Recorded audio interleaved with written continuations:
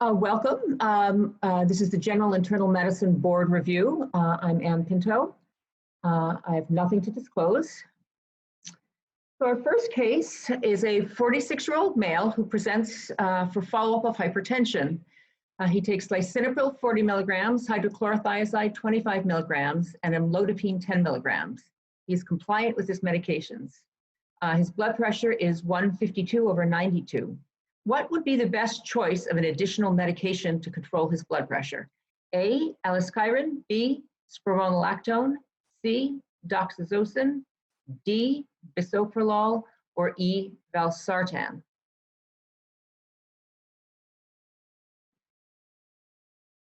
So here the answer is B. So this is a case of resistant hypertension. And resistant hypertension is hypertension that is not well controlled despite the use of 3 agents, all at least 50% maximal dose, one of which is a diuretic. In resistant hypertension, there's typically persistent volume expansion, even in the absence of peripheral edema. In the Pathway 2 study, patients with resistant hypertension who are on either an ACE inhibitor or angiotensin receptor blocker, calcium channel blocker, and a diuretic, spironolactone was the most effective additional agent as opposed to bisoprolol or doxazosin. Spironolactone has then since been added to the AHA hypertension guidelines as the preferred agent for resistant hypertension. You should also consider workup for secondary causes of hypertension, in particular sleep apnea and hyperaldosteronism, and possibly renal artery stenosis. A workup for other causes, such as hypercortisolism, can be considered depending on the presentation.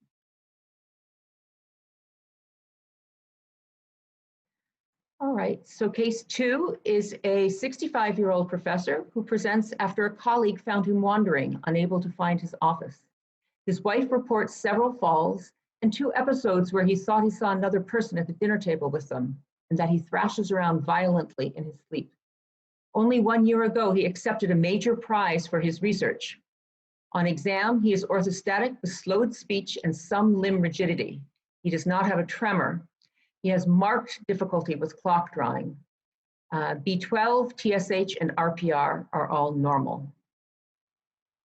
Based on these findings, the most likely diagnosis is A, Alzheimer's disease, B, Parkinson's disease, C, Lewy body dementia, D, multi-infarct dementia, or E, normal pressure hydrocephalus. And the answer is C, Lewy body dementia. So Lewy body dementia is the second most common type of degenerative dementia after Alzheimer's disease. It is characterized by progressive cognitive decline, which is typically more rapid than seen in Alzheimer's disease. Visual hallucinations occur in about 2/3 of patients, and if they're present, they're the most useful symptom to help distinguish between Lewy body dementia and Alzheimer's disease. Memory deficits are less prominent, at least early on in the disease, and visual, spatial, and executive functioning deficits dominate. And fluctuation of cognition, what patients often call good days and bad days, is quite common. Parkinsonian symptoms of stiffness and bradykinesia are also common. Tremor is less common. The temporal relationship between development of Parkinsonian symptoms and dementia is useful. If they occur close in time, it is suggestive of Lewy body dementia. But if the Parkinsonian symptoms develop many years prior to dementia, it is more suggestive of dementia associated with Parkinson's disease. Other prominent symptoms include autonomic dysfunction, often manifested by orthostatic intolerance and falls, and a REM sleep disorder in which patients lose the normal muscle atonia seen in REM sleep and often flail in their sleep. Okay. So question 3 is a 33-year-old woman who presents to established care. Her medical history is significant for Hodgkin's lymphoma diagnosed at the age of 16 and treated with ABVD plus mantle irradiation. She has been free of disease since completion of therapy. She feels entirely well and has no complaints. Which of the following screening tests is indicated in this 30-year-old woman?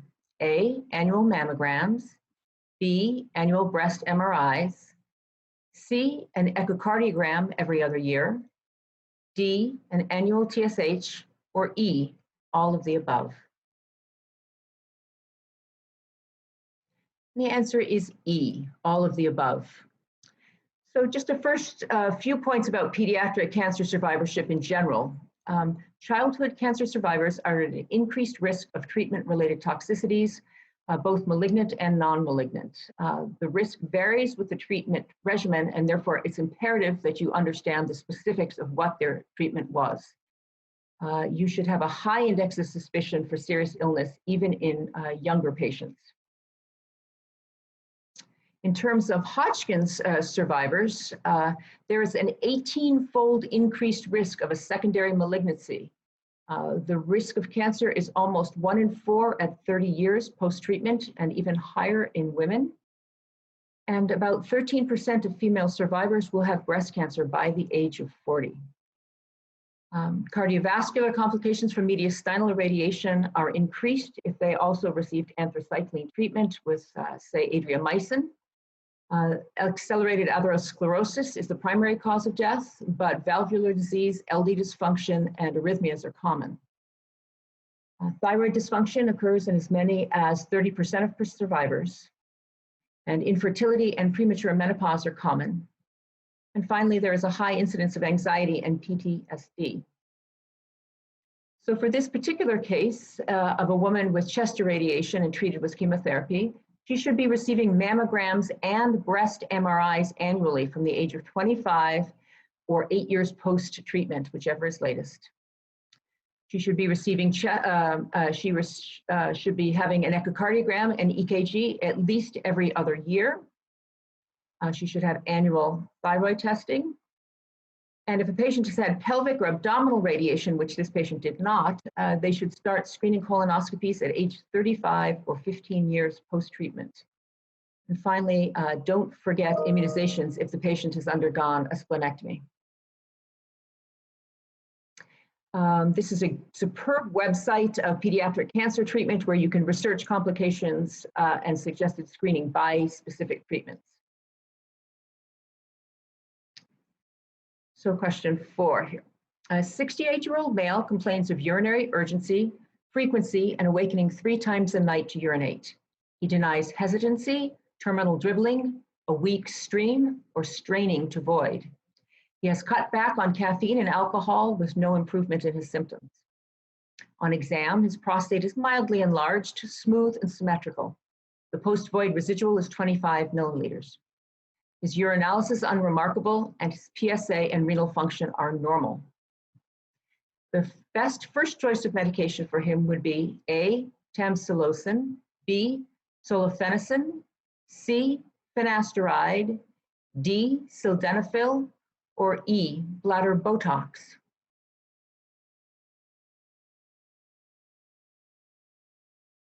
And the answer is B, solifenacin.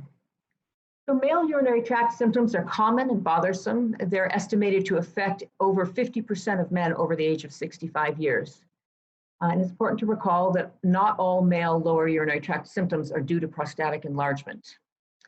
Common other causes include prostate cancer, detrusor overactivity, bladder tumors, bladder neck obstruction, urethral strictures. And there are also systemic causes, including prior stroke, Parkinson's disease, MS, spinal cord injuries, or systemic illnesses such as obesity, diabetes, cardiovascular disease, sleep apnea. And finally, medications can also play a role, and patients should be screened for taking antidepressants, antihistamines, and diuretics. And don't forget caffeine on this list. Lower urinary tract symptoms are broken into 2 different phases. There is the bladder storage phase symptoms of urgency, frequency, nocturia, and involuntary loss of urine, which is what our patient has been experiencing, and bladder outlet obstruction symptoms of hesitancy, incomplete emptying, elevated post-void residual, weak stream, and dribbling. So this patient has an enlarged prostate, but no symptoms of bladder obstruction and a normal PVR. And remember that a rectal exam is a poor determinant of urethral obstruction. So for this patient, the first choice for an overactive bladder without bladder outlet obstruction would be an anti-muscarinic.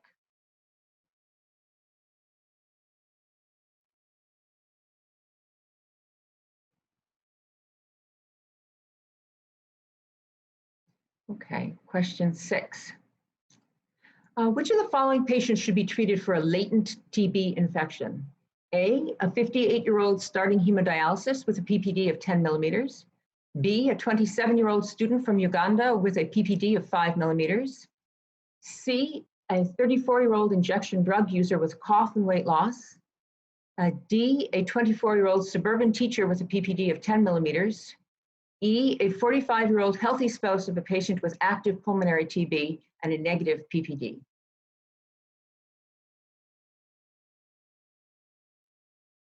And the answer is A, the patient about to start hemodialysis. So latent TB infection is infection without clinical evidence of active tuberculosis. About 13 million people in the United States have latent tuberculosis infection, and about 5 to 10% will reactivate at some point if they are not treated. And reactivation is actually the most common cause of TB in the United States. The goal is to screen those who are at highest risk for reactivation, namely those who have had a recent PPD conversion, patients who are HIV positive, who have a 50 to 100%, 100 times risk of developing TB as compared to patients without known risk factors, patients who are on immunosuppression, such as transplant patients who have a 10 to 25-fold increased risk, patients who are on hemodialysis, who also have a 10 to 25-fold increased risk of developing TB. And the mechanism of this is likely multifactorial, but includes lymphocyte depletion, impairment of leukocyte function due to oxidative stress and the presence of uremic toxins, and increased apoptosis of immune cells. And finally, the other patients we should be screening are close contacts of patients who have active pulmonary TB. So who should be treated for latent TB? For a PPD of 5 millimeters, it should be all patients who are HIV positive, immunosuppressed, who have close contacts of patients with tuberculosis, active tuberculosis, and patients with an abnormal chest X-ray suggesting that they have had TB in the past. At 10 millimeter PPD, we should be treating IV drug users, homeless patients or residents or employees of congregate housing, patients with hematologic or head and neck cancer, patients on dialysis, or recent arrivals from high incidence areas.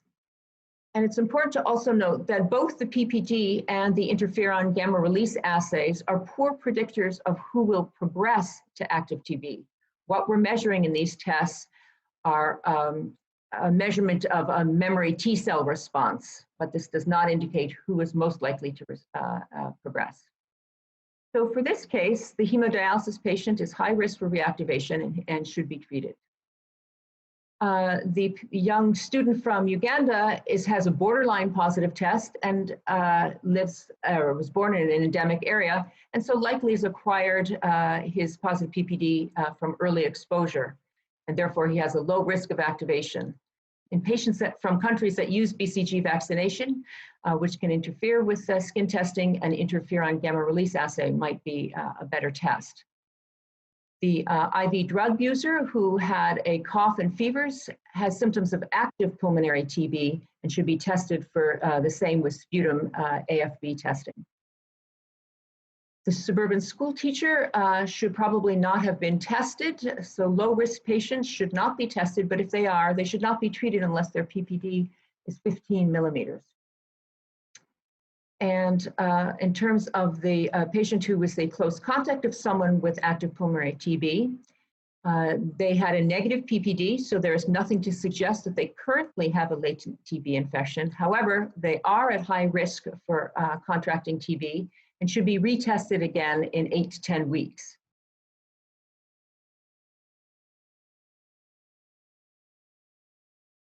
Okay. A 45-year-old woman presents to established care. She just moved to the area to care for her father, who just died of metastatic prostate cancer at the age of 74. She is devastated by her father's death and worries that she will get cancer as well. She has read about companies that do genetic testing and wants to know what you think. There is no other family history of cancer. And so what advice do you give her? A, advise against genetic testing, as a family history of prostate cancer is not a problem for a woman. B, advise against genetic testing because her family history is not suggestive of a hereditary cancer syndrome. C, advise against genetic testing because even if a pathologic variant is identified, there is nothing that can be done. D, suggest genetic testing and agree with her plan for direct-to-consumer testing as an inexpensive alternative to hospital-based testing. Or E, suggest genetic testing, but recommend it be performed in consultation with a genetic counselor. So the answer is E. BRCA gene mutations are well known to be associated with breast and ovarian cancer, but they are also associated with pancreatic cancer and high-grade or metastatic prostate cancers. In a study in New England Journal of Medicine, a study of 700 men with metastatic prostate cancer showed that almost 12% had germline mutations in DNA repair genes. This is in comparison to only 2.7% in men without cancer.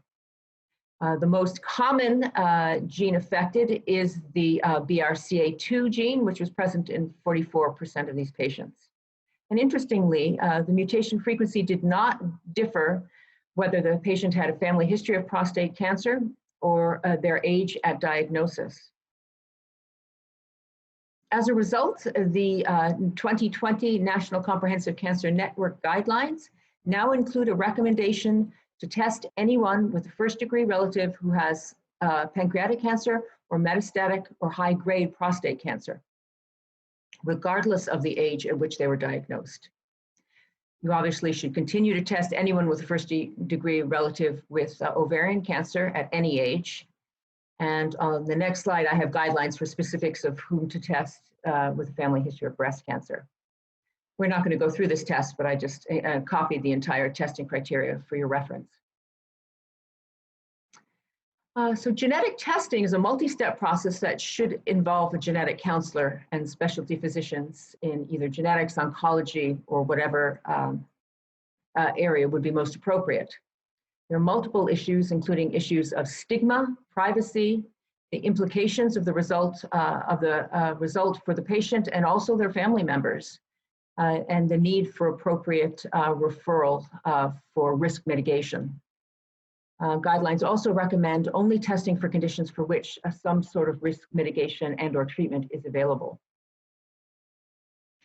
It should be made very clear to patients that direct consumer testing is inadequate for medical decision making. Testing is often incomplete and can falsely reassure patients. For example, in 23andMe tests only 3 BRCA genes out of hundreds, and they are all associated with the Ashkenazi Jewish founder mutations and not those that are most common in the general population in the United States. False positives are also a problem. The rate is as high as 40% on independent testing. And interpretation and counseling management are not provided in direct consumer testing, which is obviously extremely important for people who have a positive test result. And so it's important that you confirm any test result from direct to consumer testing before you act on it.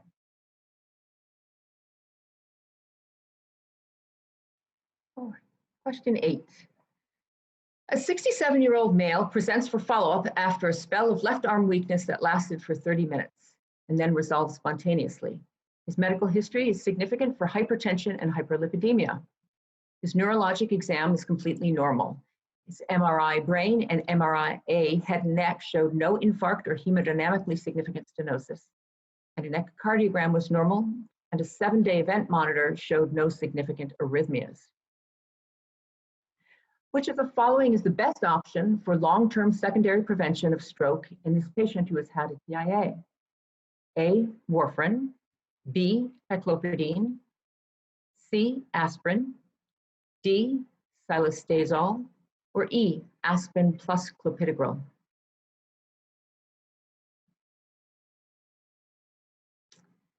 So the answer is C. So there are about 700,000 cases of stroke annually in the United States, and they have enormous morbidity associated with them. In addition, there are about 250,000 cases of TIA, and patients with either of these diagnoses are at high risk for reoccurrence.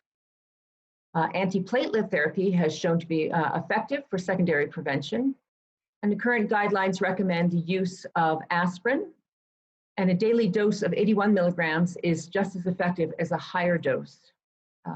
Aspirin plus dipyridamole is also acceptable, and it's at least as effective as aspirin, but typically less well tolerated due to GI side effects.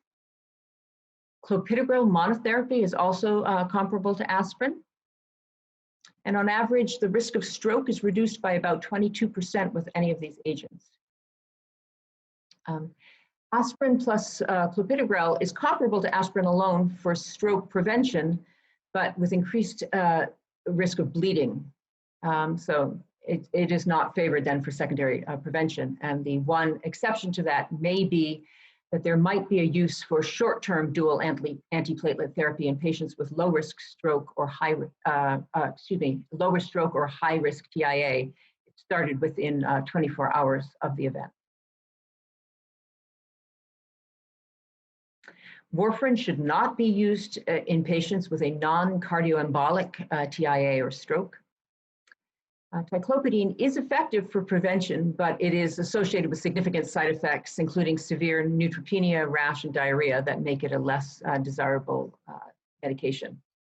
And silostazol has shown some promise in early trials in Asia, but at the moment there is still insufficient evidence to recommend it at this time. Question 9.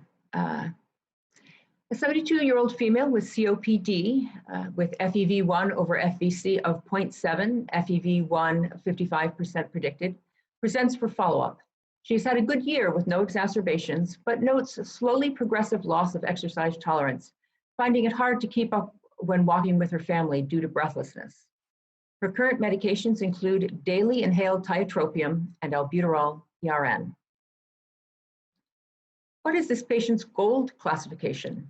A, GOLD 2, B, GOLD 3, C, GOLD 2, Group B, or D, GOLD 3, Group A?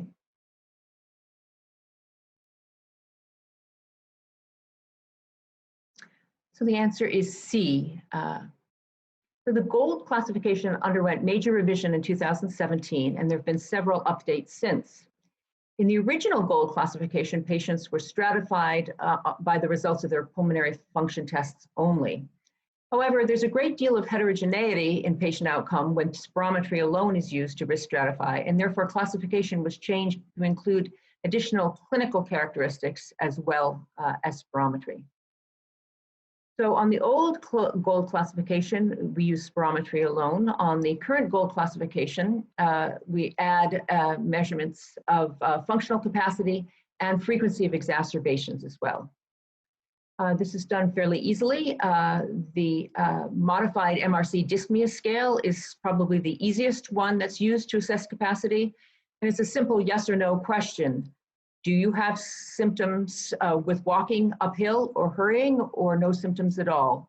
Yes or no. And exacerbation frequency is also easily assessed. The question is, do you have 2 exacerbations or 1 hospitalization per year? Yes or no. So this is just written out a little bit more clearly. So again, patients, we start with a confirmed diagnosis of obstruction, which has an FEV1 over an FVC of less than 0.7. We then risk stratify according to airflow limitation. In this patient, our patient, she had an FEV1 of 55% predicted, so she would be a GOLD 2. And then we take into account the exacerbation history and their symptoms. So in patients who have had 2 or more exacerbations or 1 exacerbation that led to a hospital admission, they would either be a class C or D. In patients who have either no dyspnea at rest or with exertion, or if they do, they would be a class D or B. So our patient here would be a class D. So for this patient who we've now classified as a gold 2B, what would be the best class of medications to add to her current regimen of daily tiotropium and PRN albuterol? A short-acting muscarinic, B, a long-acting beta agonist, C, theophylline, D, an inhaled corticosteroid, or E, a phosphodiesterase 4 inhibitor.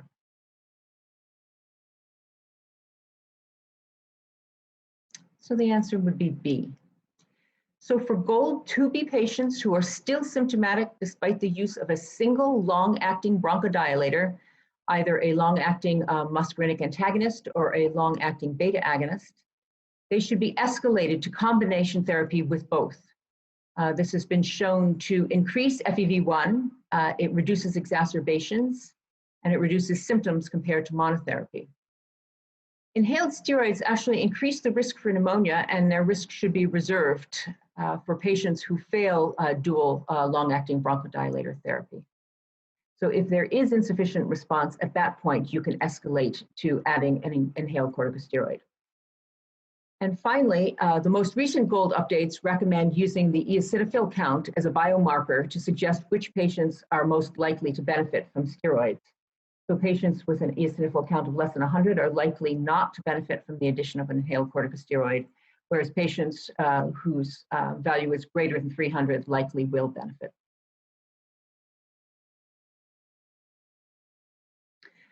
Theophylline is only a modest bronchodilator, and it has a very narrow therapeutic window, so it's not usually favored as frontline therapy any longer.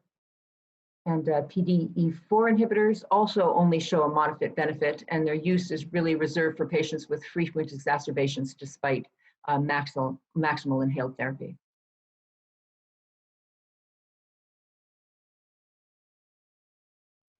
All right, so question 10.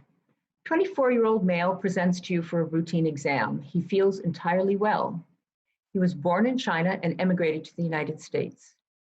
His mother died at age 46 of liver cancer.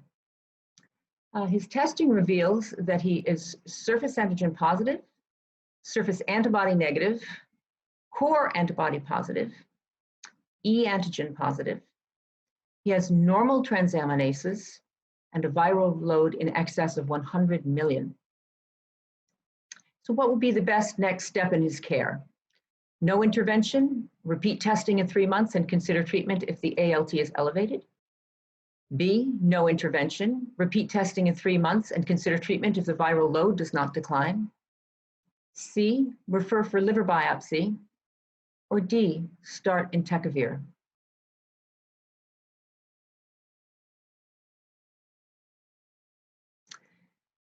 And so the answer is A. Do nothing at the moment and repeat testing in 3 months. So before we get into the specifics of this case, I wanted to review the phases of chronic hepatitis B infection. So initially there is an immune tolerant phase where the patient has surface antigen, E antigen, and a very high viral load, but their ALT is normal. And if they're biopsied, they have minimal inflammation and no fibrosis on biopsy. At some point, they move into an immune active phase where they have elevated transaminases, and biopsy shows chronic hepatitis with inflammation and fibrosis beginning to form. And then I won't go through the rest of the potential stages because they're not relevant to this particular case. So in this patient, he likely acquired his hepatitis B infection at birth or in infancy. He is from an endemic area, and his mother has a history that is concerning for hepatitis B. In patients who have acquired their Hep B at birth, the immune tolerant phase can last 20 or 30 years. This is in contrast to patients who acquire hepatitis B as adults, in which the immune tolerant phase is either short or absent altogether. As we said, these patients have minimal inflammation or fibrosis, and they're typically asymptomatic However, they are still highly infectious due to the high viral load. So these patients should remain on surveillance for progression, and ALT and a viral load should be checked every 3 to 6 months, and the Hep B E antigen should be checked every 6 to 12 months. And treatment should be considered when the ALT becomes persistently elevated, suggesting that they've been moved into the immune active phase of the disease.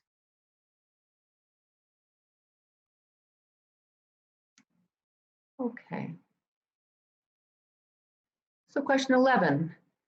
45-year-old woman presents with persistently abnormal liver function tests. She feels entirely well. She has a history of an early stage breast cancer diagnosed 3 years ago, and she's on tamoxifen and leuprolide. Her blood pressure is 122/74, BMI is 21, and the rest of her exam is normal. Her testing is notable for an AST of 184, an ALT of 226, alkaline phosphatase 130, and a normal bilirubin. She is hepatitis A, B, and C negative.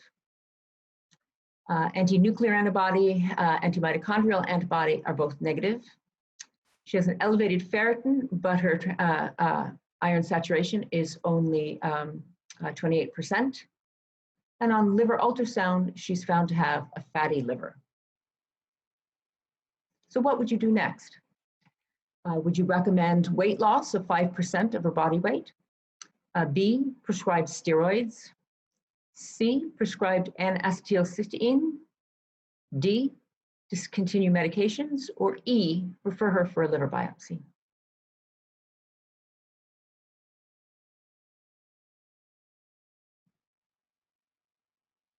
And the answer is D, discontinue her medications. So the tip-off to this case is that she does not have any risk factors for metabolic syndrome. She's not obese, she's not diabetic, she doesn't have elevated lipids. And also, fatty liver alone does not result in LFT abnormalities of this degree. So it raises concern for an additional etiology. And drug-induced liver injury is an often overlooked cause of abnormal LFTs. It's helpful to classify the type of liver injury because it helps guide your subsequent evaluation. So patterns of injury include a hepatocellular pattern with increased transaminases, a cholestatic picture where the alkaline phosphatase is elevated, or a mixed picture. It's also important to know whether the patient has any symptoms suggestive of an immune cause of liver injury, including the presence of fever or eosinophilia, such as what might be seen in the DRESS syndrome or Stevens-Johnson syndrome, or whether they have the presence of autoantibodies. If these patients were biopsied, you would see multiple different possible histologies depending on the drug. You can have acute or chronic hepatitis, acute or chronic cholestasis, or mixed forms.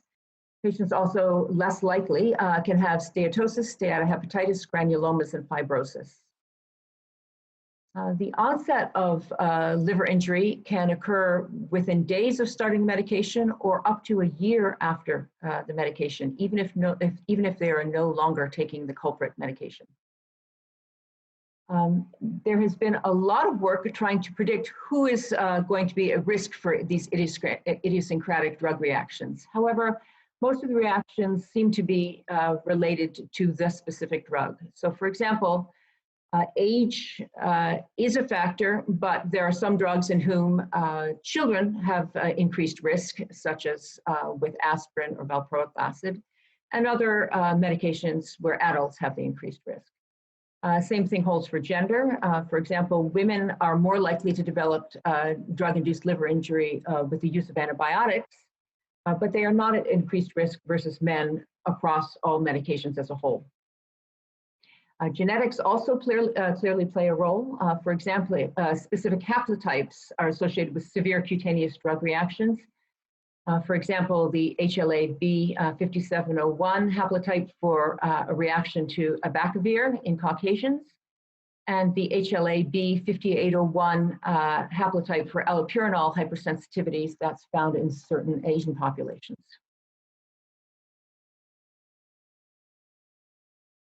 So I just listed common patterns of LFTs and their histology for your reference. But I do want to point out here, tamoxifen, which is what our patient was taking, is well known to cause steatohepatitis. Simple hepatic steatosis or simple fatty liver is seen about 1/3 of women who are treated with tamoxifen. And about NASH or non-alcoholic steatohepatitis occurs in about 2.5% and can progress to cirrhosis if left untreated. The evaluation should include a H&P that includes all medications, all over-the-counter supplements, and all herbal supplements that have been used in the last year, regardless of whether they're currently taking them or not. And note should be made of the timing of their use relative to the finding of the liver injury.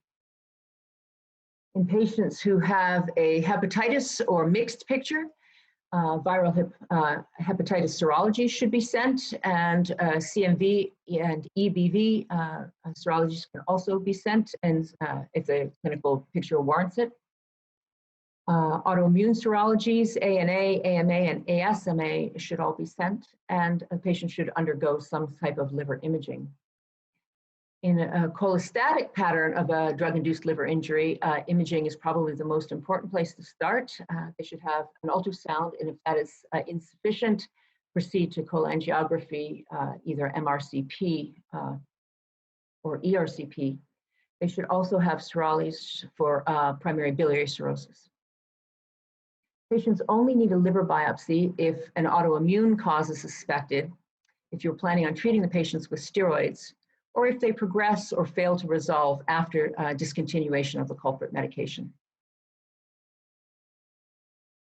So the treatment is simple: stop the offending agent, in this case, tamoxifen. Fortunately, there are other drugs in the same family which are acceptable to use in early stage breast cancer patients, such as letrozole. Steroids should be used in drug-induced liver injury only in cases where there are positive autoimmune serologies or features of systemic hypersensitivity, such as the allopurinol hypersensitivity syndrome. N-acetylcysteine is used in acetaminophen toxicity, and it may also help with acute liver failure from other drugs. Ursodeoxycholic acid has been used in direct liver injury with cholestasis, but there are few data to actually support its use. It has not been very successful. And finally, I'd just like to draw your attention to this LiverTox website, which is an excellent resource to find out what types of liver injury is found with various different drugs or have been ever reported for different types of drugs. And in most cases, the LFTs will slowly improve, often taking months, with discontinuation of the culprit medication.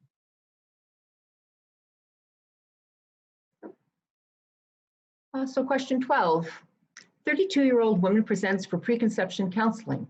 She has hypertension for which she takes hydrochlorothiazide. What is the best plan for managing her hypertension given an anticipated pregnancy?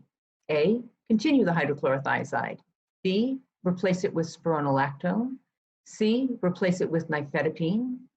D, replace it with lisinopril, or E, replace it with atenolol.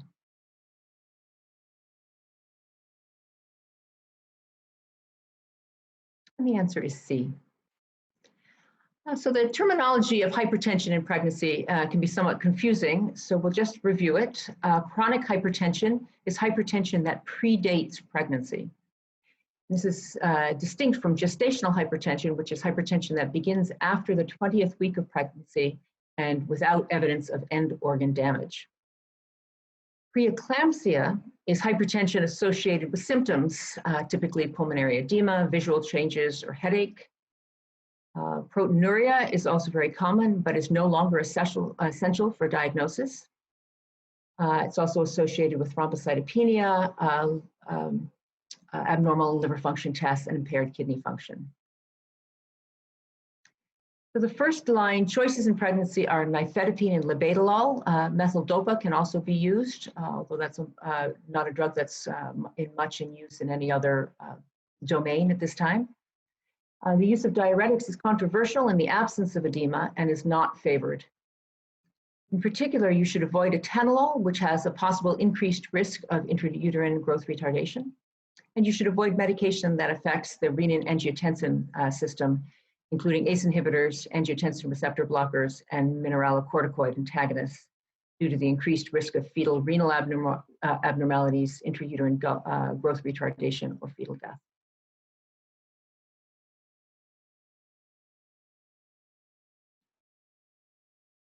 Question 13. You have an 83-year-old with a history of an ischemic cardiomyopathy and an EF of 20% who was admitted to the hospital with pulmonary edema for the 4th time this year. Despite aggressive diuresis, she remains volume overloaded with declining renal function. She just wants to go home, but her son is upset and wants her to do everything. You recommend a palliative care consultation to decide on her goals of care. Which of the following is true regarding palliative care in patients with advanced heart failure? A, patients should be referred when curative therapies have been exhausted. B, palliative care requires discontinuation of active treatment. C, the onset of functional decline in heart failure correlates strongly with the 6-month prognosis. Or D, palliative care focuses on the psychosocial needs of patients and families in addition to the physical needs. And the answer is D. So advanced heart failure is the leading cause of hospitalization in the United States for adults over the age of 65. It is a terminal illness characterized by exacerbations and recoveries, though in many cases the recovery is incomplete. And this results in a stepwise reduction in functional status. And this is in contrast to the more steady decline experienced by patients with cancer. And it's because this trajectory is so unpredictable that it's hard for patients and their families to appreciate the terminal nature of the disease.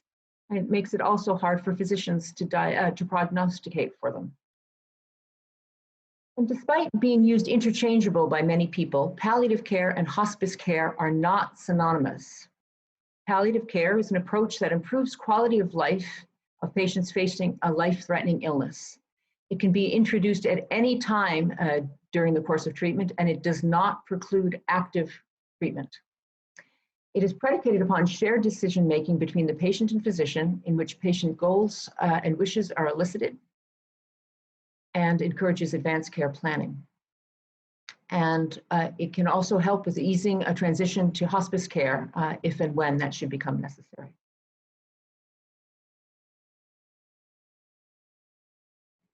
And we have a final question. This is a 44-year-old male, presents with pain and stiffness in his hands. He also notes some erectile dysfunction. He has recently been diagnosed with diabetes and is being evaluated for abnormal liver function tests. On exam, he has bony enlargement of the 2nd and 3rd metacarpophalangeal joints, but no evidence of synovitis. What test is most likely to be diagnostic in this situation? A, an anti-nuclear antibody. B, a transferrin saturation. C, anti-CCP antibodies. D, a rheumatoid factor. Or E, no laboratory testing is needed.